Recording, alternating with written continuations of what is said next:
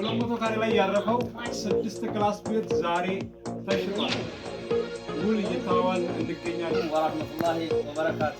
ያ ጀማ ዛሬ ደግሞ እንደምታውቁት ገበያ ውል እያዋዋለ ነው። እህታችንና ወንድማችን አገባይ ነው። ይህንን ቻናል እንዲያድግ ላይክ፣ ሼር፣ ኮፒ ሊንክ አድርጉለት። እንድርስ አብዱ ነው። እኔ አደሜሻው ጠቅላላ የድለላ ስራ